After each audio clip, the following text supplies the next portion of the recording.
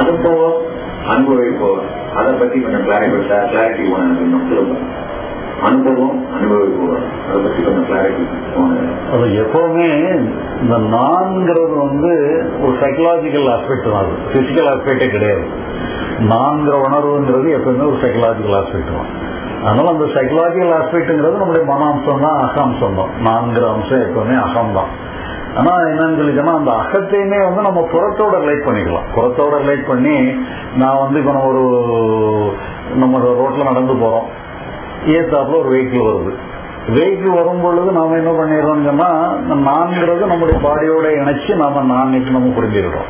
புரிஞ்சுக்கிட்டு நாம இந்த வெஹிக்கிளுக்கு நம்ம அட்ஜஸ்ட் பண்ணி நம்ம நகர்ந்துடணுங்கிறது நமக்கு தெரியுது. அப்ப நம்ம நகர்ந்துடுறோம். அப்ப அந்த நான்கிறத நம்ம பாடியோட இணைச்சு நம்ம அந்த வெஹிக்கிளுக்கு நகர்ந்துடுறோம். இப்ப இதே இதுன்னு சொன்னா அகத்துக்குள்ள இதே மாதிரி நம்ம வந்துட்டோம்னு சொல்லி சொன்னா அகத்துக்குள்ள ஒரு பயம் வருது, கோபம் வருதுன்னு சொன்னா நாம என்ன நினைக்கிறோம், இந்த கோபத்துல இருந்து விலகிடணும், பயத்துல இருந்து விலகிடணும்னு சொல்லி அங்கேயும் நாம நம்மளை ரெண்டா பிரிச்சு இந்த காருக்கு எப்படி விலகிறோமோ அதே மாதிரி பயத்துல இருந்தும் கோபத்துல இருந்து விலகிடணுங்கிற மாதிரி நமக்குள்ளே ஒரு பிரிவினையை நம்ம ஏற்படுத்திடுறோம். இந்த அகத்துக்குள்ள ஒரு பிரிவினை ஏற்படுத்துறது மாதிரி அந்த நான் வந்துன்னா தான் அது ஒரு ப்ராப்ளமேட்டிக்கானது. புறத்துல உங்களுக்கு நான் வந்தா தான் உங்களுக்கு செயல்படவே முடியும். காருக்கும் உங்களுக்கும் வித்தியாசமே தெரியலன்னு சொன்னா நீங்க அதுக்கு காருக்கு விலகவே முடியாது. அப்போ அங்க பிரிச்சு பார்க்கக்கூடியது பகுத்தறிவுக்கு அங்க வேலை இருக்கு. ஆனா அதே பகுத்தறிவு இங்கேயும், ஏன்னா அது இங்கேயும் சும்மா இருக்கிறது இல்லை. புறத்துல என்ன செஞ்சோமோ அதை அகத்துல இம்ப்ளை பண்ணிடுறோம்.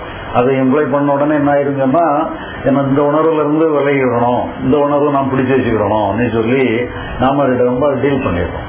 அப்ப அகத்துக்குள்ள புறத்துல இந்த நான்கிறது காண்பவன் காணப்படும் பொருள்ங்கிறது அகத்துக்குள்ள எக்ஸ்பீரியன்ஸுங்கிற மாதிரி வந்ததுன்னா தப்பாக.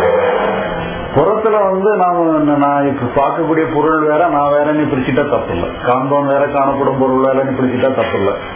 அகத்துக்குள்ளே இதே கிளாசிபிகேஷன்ல எக்ஸ்பீரியன்ஸ் வேறன்னு சொல்லி பிரிச்சுட்டோம்னு சொன்னா எக்ஸ்பீரியன்ஸ்ல இருந்து நான் விடுபடணும், எக்ஸ்பீரியன்ஸ்ல இருந்து நான் விலகி போயிடணும்னு சொல்லி நினைச்சிட்டோம்னு சொன்னா நம்ம மனசே உள்ள ஒரே மனசு தான் இருக்கு. அதுவே ரெண்டு துண்டா மாறி ஒரு பகுதியில இருந்து இன்னொரு பகுதி விடுபடணுங்கிற முயற்சி தான் இருக்கு. அது ஒரு செல்ஃப் டார்ச்சரா மாறிடும். ஆனா புறத்துக்கு அது ஹெல்ப்ஃபுல்லா இருக்கு. இப்ப இந்த அகம் புறம்னு அந்த காண்பவன் காணப்படும் பொருள்ங்கிற கிளாசிபிகேஷன் புறத்துக்கு கரெக்ட், அகத்துக்கு தப்பாயிருக்கு. முந்தைய கேள்வியில புற செயல்களுக்கு வெற்றி நோக்கம் வேணும், முயற்சி பயிற்சி ரெண்டு வேணும். முயற்சியோ பயிற்சி இல்லாத நீங்க இவ்வளவு சொன்னீங்க, ட்ரெயினிங் இல்லாத ஒரு ஏரோப்ளேன் ஓட்ட முடியாது. அதனால புற செயல்களுக்கும் நோக்கம் வேணும், முயற்சி பயிற்சி வேணும். அப்ப சென்ற சொன்ன மாதிரி நிஷ்காமிகமா இன்ப துன்ப உணர்வுகள் இல்லாம அந்த காரியத்தை செய்யணும். அந்த அளவுக்கு தூய்மை துணை புரியும். புற செயல் முயற்சி உடையார் எழுச்சி அடையாருன்னு unless you put effort you cannot succeed and you must have a clear view as what you want. நிறைய பேருக்கு நமக்கு என்ன வேணும்னு தெரியாது. அது ரெண்டாவது இருக்கட்டும், எப்படி அடைவதுங்கிறது அப்புறமா, அதுக்கப்புறம் முயற்சி செய்யலாம். அங்கெல்லாம் வீக்னஸ் நிறைய பேருக்கு இருக்கு. நமக்கு என்ன வேணும்னு நமக்கே தெரியாது. அதனால நிச்சயமா புற செயல்களுக்கு முயற்சியும் செயலும் வேணும். Positive thinking will help. தூய்மை மாத்திரம் போராது புற செயல்கள்.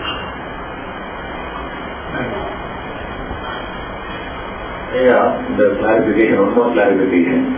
நம்ம அகம், நம்ம இயல்பு, என்னோட எக்ஸ்பீரியன்ஸ் என்னோட இயல்பு பிளஸ் என்னோட சூழ்நிலை, my subconscious being or self plus the environment is my experience.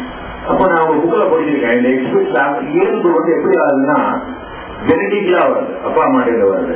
சின்ன குழந்தைகள் நம்மளுக்கு என்ன சொல்லிக் கொடுத்துருக்காங்க வருது, நம்மளுக்கு ஏற்பட்ட நிகழ்வுகள்னால வருது. இந்த நிகழ்வுகள் நல்ல நிகழ்வுகளாக இருக்கலாம், ஃபங்க்ஷனலாக இருக்கலாம். இது மோசம், இது பண்ணா தப்பு, இவங்கெல்லாம் அப்படி, இந்த ஜாதி இப்படி, அந்த ஜாதி குழந்தைகளே இருக்கும். அது நம்மளுக்கு ஒரு இன்ஃபுளுன்ஸை கிரியேட் பண்ணிட்டு இருக்கு. So there are something, there are limiting beliefs, there are something empowering beliefs that has been seeded into us when we were small, when the subconscious mind was active. So இது நீங்களும் உங்க புக்லயே எழுதிருக்கீங்க, அதை கரெக்டா புரிஞ்சுட்டு நினைக்கிறேன்.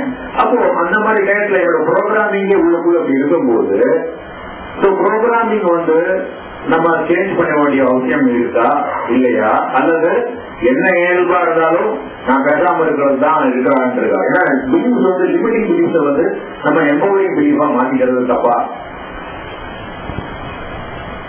இப்ப நமக்கு வந்து என்னென்ன இயல்பெல்லாம் நமக்குள்ள இருக்கு பார்த்தோம்னு சொன்னா எல்லா இயல்புகளுமே இருக்கு. கோபப்படக்கூடிய இயல்பு இருக்கு, மகிழ்ச்சி அடையக்கூடிய இயல்பு இருக்கு, வருத்தப்படக்கூடிய இயல்பு இருக்கு. அந்த இயல்பு தான் வெளிப்படுது. ஆனா ஒரே சந்தர்ப்பத்துல வந்து எல்லா இயல்பும் வெளிப்படுது, அந்த சூழ்நிலைக்கு தகுந்த மாதிரி ஏதோ வெளிப்படுது. அப்ப அந்த சூழ்நிலையை நிர்ணயம் பண்றது எதுன்னு சொல்லி சொன்னா இயல்பு நிர்ணயம் பண்ணல, உங்க மைண்ட் தான் நிர்ணயம் பண்ண. அந்த சூழ்நிலை என்னன்னு சொல்லி உங்களுக்கு படம் பிடிச்சி காட்டின உடனே அதோட ரிலேட்டடான இயல்பு வெளிப்படுது. உதாரணமா ஒரு நண்பரை பாக்குறீங்க, நண்பருங்கிறது உங்க இயல்புலாம் தெரியாது, உங்க மைண்ட் தான் வந்து உங்க இன்டலெக்ட் தான் இருந்ததுன்னா நண்பர்னு சொல்லி காட்டுது. உடனே நண்பர்னு சொல்லி காட்டணும்னா என்ன பிக்சரை காட்டுறதோ அந்த பிக்சருக்கு தான் அந்த மியூசிக் வெளியே வந்துருது. அதே மாதிரி ஒருத்தர் வந்து நமக்கு வேண்டாதவர்னு சொல்லி நம்ம பிக்சர் காட்டிச்சுன்னு சொன்னா வேண்டாத வில்லன் வர்றதுக்குள்ள மியூசிக் வந்துருது. கதாநாயகன் வரனா வில்லன் வரனாங்கிறது நம்ம பிக்சர் காட்டுறதை பொறுத்து தான் மியூசிக் வருது. அப்ப அது வந்து நம்ம வந்து அதுக்காக வந்து எல்லா மியூசிக்கும் ஒரே நேரத்தில் வராது. அப்ப என்ன மியூசிக் வர்றப்ப அதனால நம்ம வந்து இந்த இயல்புக்கு வந்து மீனிங், அது இயல்பு தான் காரணமா இருந்தாலும் கூட இயல்பு வந்து ஒரு ஆக்டிவ் ரோலை எடுக்கல. அது ஒரு ஆனாலும் அதை பத்தி பிரச்சனையே இல்லை. இப்ப இதுவுமே என்னன்னு சொன்னா நம்ம வந்து சூழ்நிலை நம்ம எப்படி எதிர்கொள்றது வைக்கிறதுங்கிறது கூட நீங்க டீல் பண்ணணும், மெயின்டைன் பண்ணணும், வைக்கணும், சக்சஸ்ஃபுல்லா இருக்கணுங்கிறத விட புறத்துக்கு தான். அகத்துக்கு நீங்க வந்து அங்க எந்த இதுவுமே தேவையில்லை. அதை எப்படி பாத்துக்கிடணும், அகத்தினா எப்படி பார்க்கணும், எப்படி பார்க்க கூடாதுங்கிறதே தேவையில்லை. புறத்தை நீங்க எப்படி அணுகணுங்கிறதுக்கு தான் நம்ம அந்த மாதிரி அணுகுமுறை வச்சுக்கலாம். அதுல வந்து நீங்க பிலாசபி வச்சுக்கிறது கூட புறத்தை டீல் பண்றதுக்கு ஏதாவது பிலாசபி வச்சுக்கலாம், சில அணுகுமுறைகள் கூட நீங்க வச்சுக்கலாம். அகத்தை டீல் பண்றதுக்கு அணுகுமுறையே வேண்டியில எந்த பிலாசபியுமே தேவையில்லை. சொல்ல போனா முதல்ல நம்ம பிலாசபி வச்சுக்கிட்டாலும் கூட கடைசியில் எல்லா பிலாசபில இருந்து விடுபடுறதுதான் அகத்துக்கு சரியா இருக்கும். அதுக்கு பிறகு எனக்கு ஒண்ணும் தெரியாதுன்னு சொல்லி கை வச்சிடணும். அகத்தை பொறுத்தளவுல எப்படி என்னை வச்சுக்கிடுறதுன்னு சொல்றதுக்கு எனக்கு ஒண்ணுமே தெரியாதுங்கிற நிலைக்கு போயிடணும். புறத்தை பொறுத்தளவு தான் நம்ம இது பண்ணும் பொழுது நம்ம எப்படி வச்சுக்கணும் என்னங்கிறத பண்ணலாம். அப்ப அதுக்கு நிறைய பிலாசபி வச்சுக்கலாம், அணுகுமுறை வச்சுக்கலாம். அந்த மாதிரி வச்சுட்டாங்கன்னா அது ஒரு வகையில நம்முடைய இது எல்லாத்தையும் டீல் பண்றதுக்கு கொஞ்சம் உதவியா இருக்கும். மற்றபடி நம்ம இயல்பை டைரக்டா பண்ணணும்னு எல்லாம் அவசியம் இல்லை.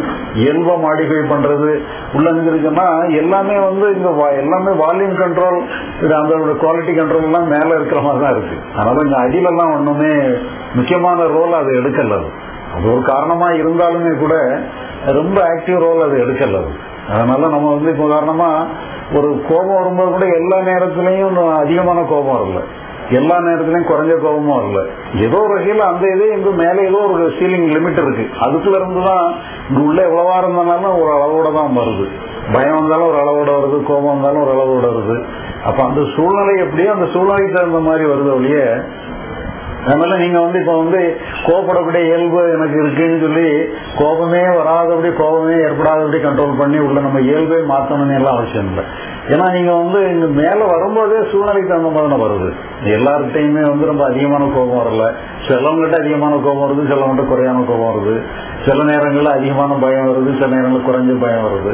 அப்ப இதெல்லாம் வந்து அப்ப குறைஞ்ச பயம் வருது, குறைஞ்ச கோபம் வந்துச்சுன்னா இங்க வந்து நம்ம இயல்பெல்லாம் இங்க மாற்றி வச்சுட்டோம்னு அர்த்தம் இல்லை. அது உள்ள எப்படியோ தான் இருக்குது. வெளிப்படுறது வந்து நம்ம மேல எப்படி அரேஞ்ச் பண்ணி கொடுக்குறோமோ, என்ன பிக்சர் கொடுக்குறோமோ அதுக்கு தகுந்த மாதிரி இங்க இருந்து எனர்ஜி மாதிரி வருது. அதனால நம்ம வந்து சப்கான்சியஸ் லெவலில் நம்ம டீல் பண்ண வேண்டிய அவசியமே இல்லை.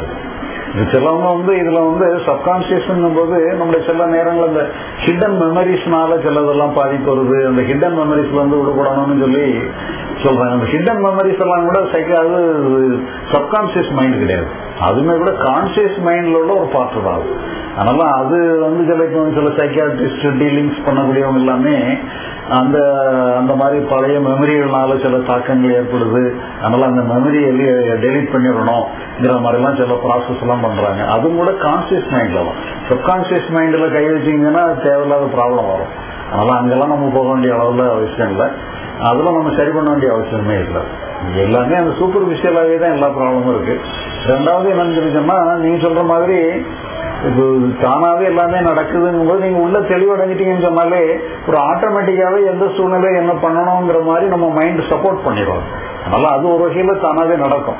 பட் இருந்தாலும் அதை மட்டுமே ரிலை பண்ணாதது நம்ம அறிவையும் ரிலை பண்ணி எதை டீல் பண்ணணும், என்ன பண்ணணும், செய்யணுமா செய்ய வேண்டாமாங்கிறத நீங்க அறிவை பயன்படுத்தி நம்ம புற காரியங்களுக்கு அறிவை பயன்படுத்தி